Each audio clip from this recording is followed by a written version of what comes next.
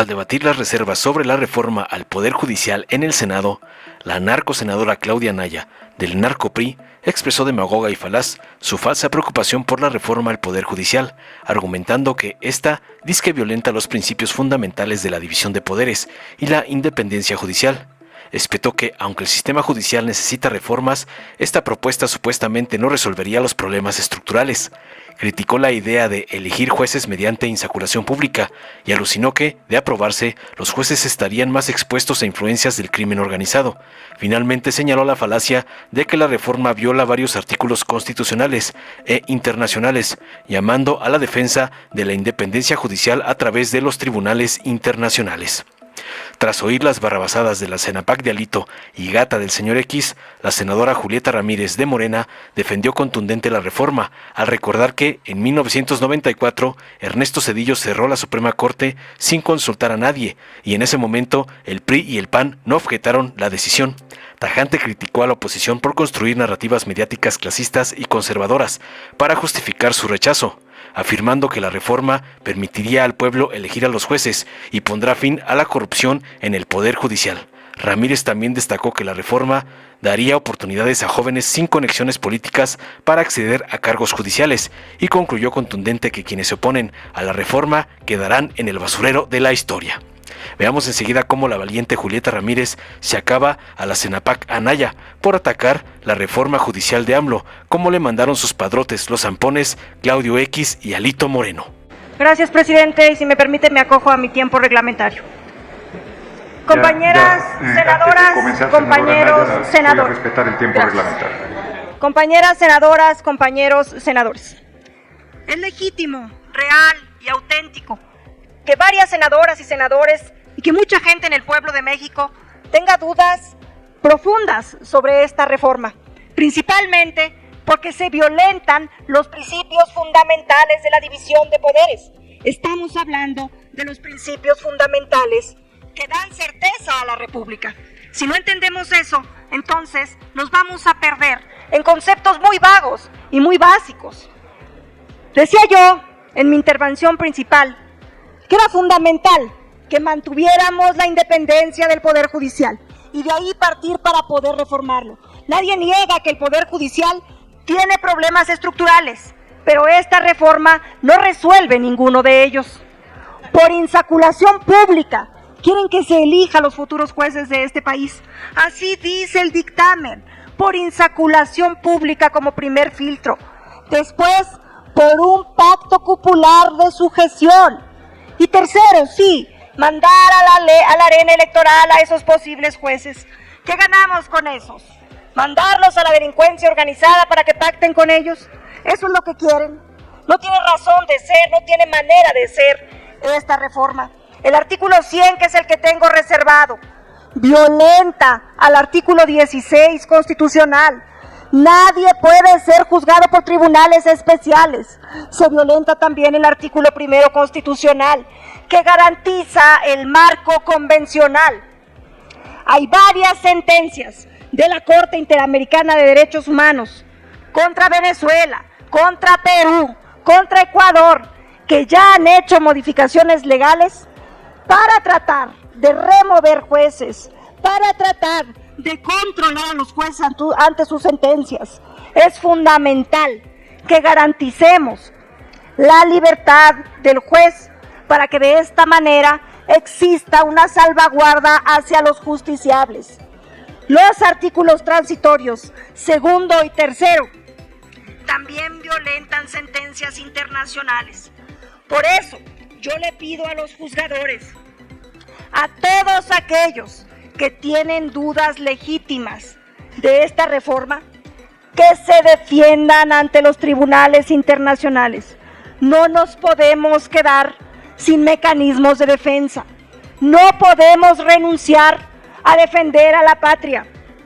No podemos doblegarnos y esquivar nuestra responsabilidad republicana de defender la división de poderes y de defender a las instituciones.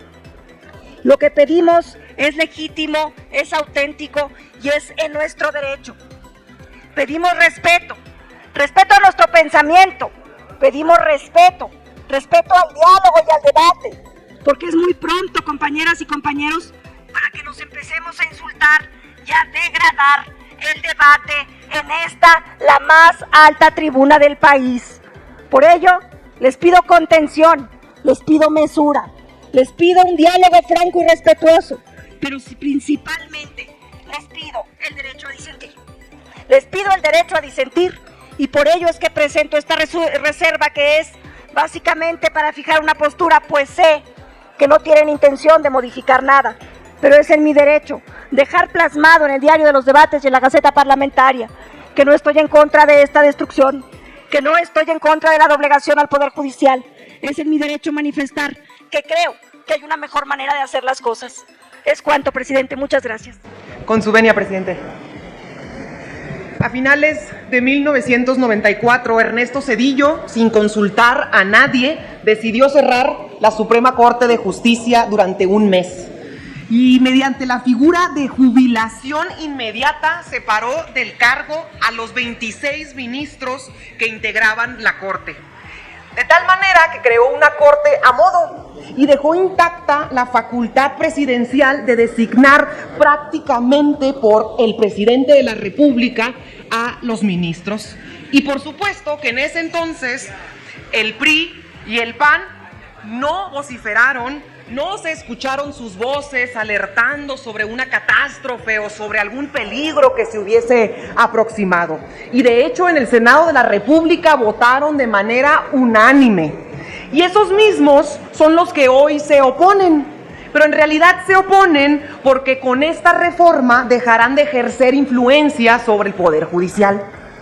Y luego entonces, para justificar su oposición, construyen no propuestas, construyen una narrativa mediática, construyen una campaña mentirosa, una campaña clasista, una campaña corrupta, conservadora, intolerante y también bastante avariciosa.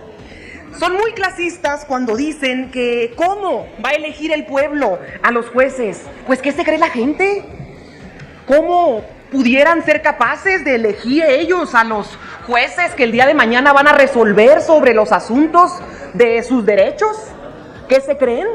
¿Cómo creen que va a ser posible que el pueblo vote por los juzgadores que el día de mañana les van a resolver sus asuntos sobre la custodia de sus hijos, sobre su patrimonio, sobre su casa?